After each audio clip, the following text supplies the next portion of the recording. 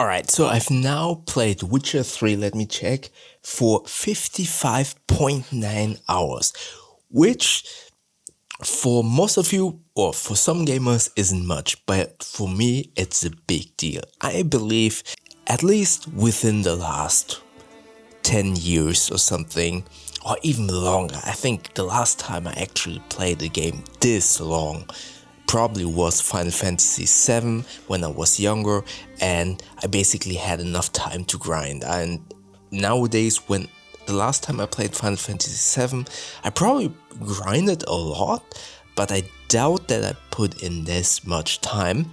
And more specifically, I put in time, in air quotes, valuable time, because I would argue that the time that I spent in games like Chrono Trigger or Final Fantasy VII, where I just grinded for experience points and levels, don't really count into experiencing the game as fully as I would consider these 55.9 hours in Witcher 3. Before I continue talking about this, the gameplay that you will see here in this video, if you think, why is he walking so strangely, why is he always looking at the map, it's because the button, the time counter for gameplay recording on the Xbox Ally is right on top of the minimap, which is basically why I always had to push the map button and kind of see, okay, am I going in the right direction? But with that out of the way, I really wanted to talk not necessarily about Witcher 3 specifically, but because about what Witcher 3 basically represents.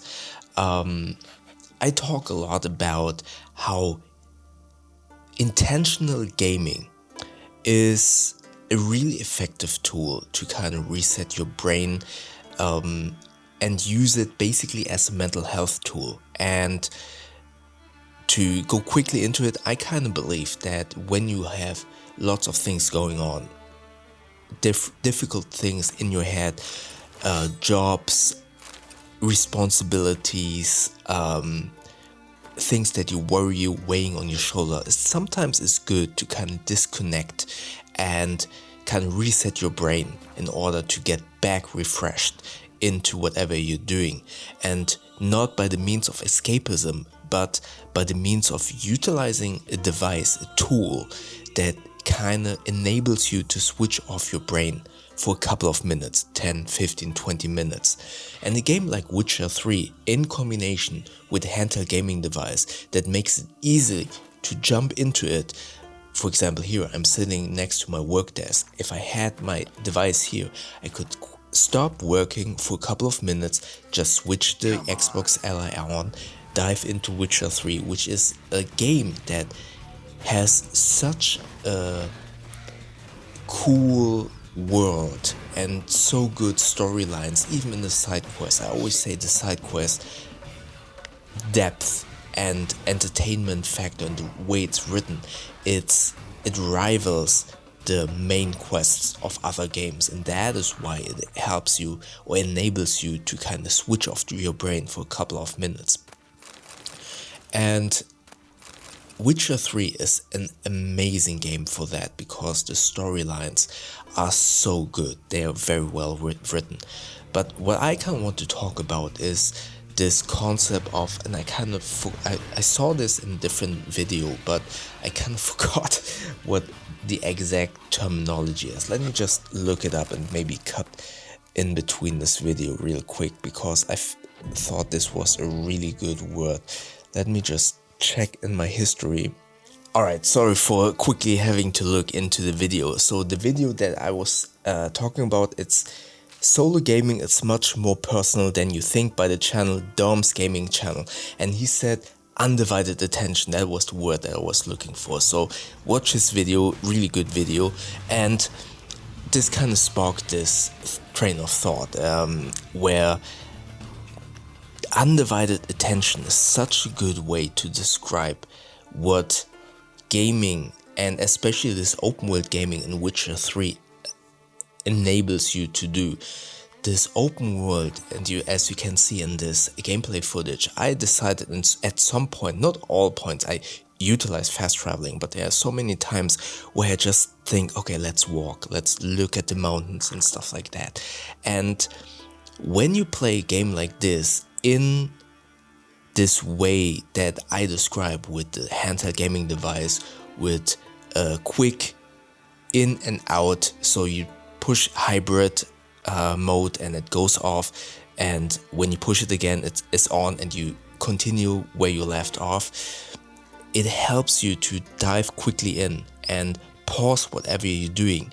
And because the stories and the world is so beautiful and so fully fleshed out, it wants you to give it your undivided attention, and you actually give it freely. You don't feel forced to give it your undivided attention, and it feels so easily and effortlessly to just concentrate on the game. And that is important, because we all know our phones, we all know our computer and stuff like this. Notifications, especially if you're a freelancer like me, I always say this, as a freelancer, you basically 24/7, you are in work mode. You need to know when a client emails you, you need to be available when a client might call you and say, hey, do you have time to work now? Especially in this economy, you need to be reachable. And these notifications grab your attention, which makes it difficult to game, for me at least, to game on my phone, or to have undivided attention on whatever I might be doing, because there's a notification. Oh, I wanted to answer a work mail. Oh, there's an Amazon link. Oh, Amazon tells me, oh, this is stuff that you might like. Oh, Instagram, let's check that. So nothing on this phone, or most things nowadays, rarely get your undivided attention. But gaming, especially something like Witcher 3, but also Hogwarts Legacy, I love that game. If you utilize it with a tool like handheld gaming device, it will grab your undivided attention. And I praise these devices so much because from my personal experience, when I have a console or when I want to game maybe on a computer, I only have a Mac, but you can theoretically game on it. Having to boot up those devices, a TV, smart TV, takes a little bit, then a console, boot it up. Oh, maybe you have an update. Okay, let's boot up the game. Although you have instant replay, sometimes it switches off. I don't know why, for me personally, it never worked as flawlessly as it's advertised. It takes time, and it builds this kind of lightly heightened barrier of entry where it kind of feels like a chore to start the game, in a way where you kind of need to think, okay, I need 4 minutes just to get into the game. Okay, I'm not going to do that.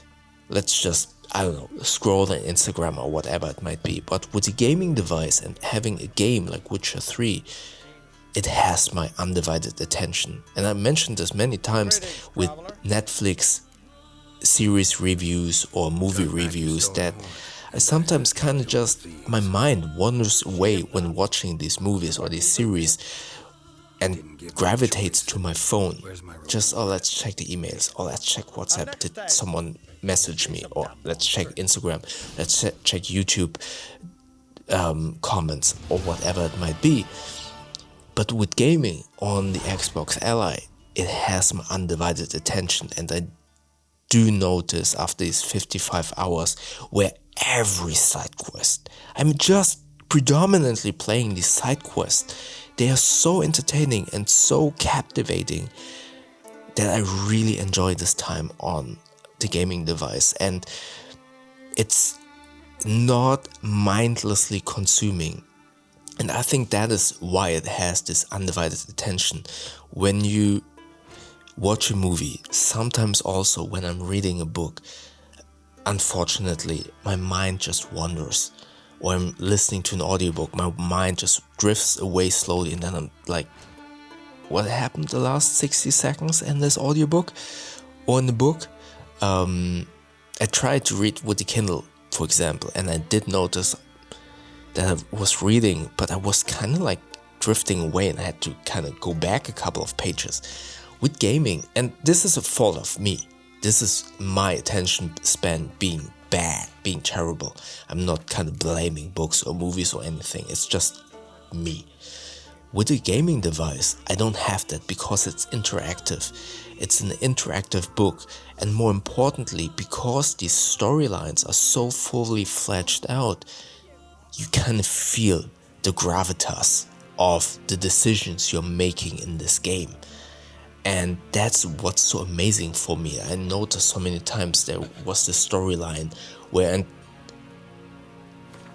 a little bit of a spoiler, it's a side quest, so not a main quest spoiler. There is this story that I just played right after you have seen this recording of the video footage. Right after that, on the island of Skellige, there is this, I don't know, this baron, and he thinks that he is hearing the voices of the gods and he's kind of torturing himself. So you go out to try to solve it, and then you notice, again, spoiler, but it's a side quest. If you don't want to listen to it, maybe skip the next 1 minute.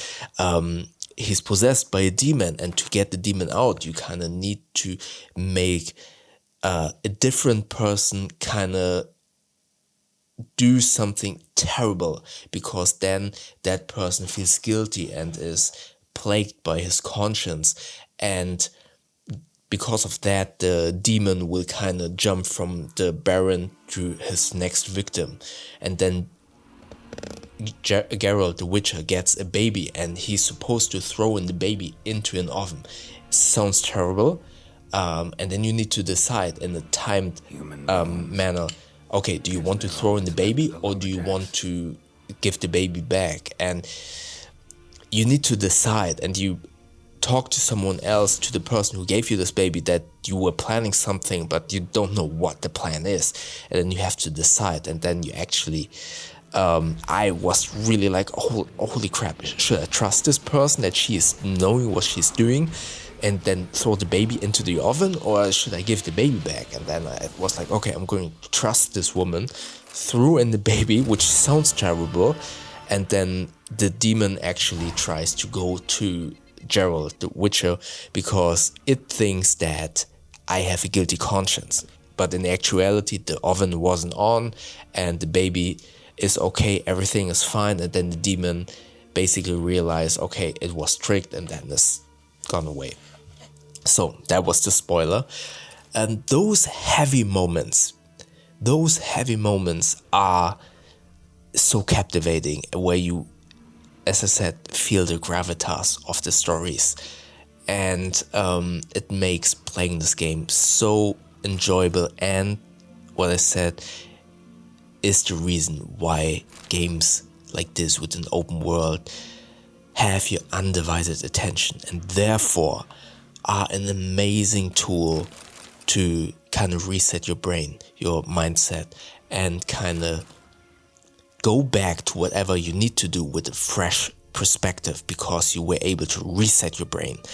And very important, it's not about escapism. If you play to escape something, it can be bad. You need to deal with the issues, the troubles that you have, but it's good to utilize gaming as a device to reset your brain and re-energize, to get back to whatever responsibilities and heavy weights on your shoulder you have to deal with. But escapism, using gaming as an escapism to not deal with those things, is not a good idea.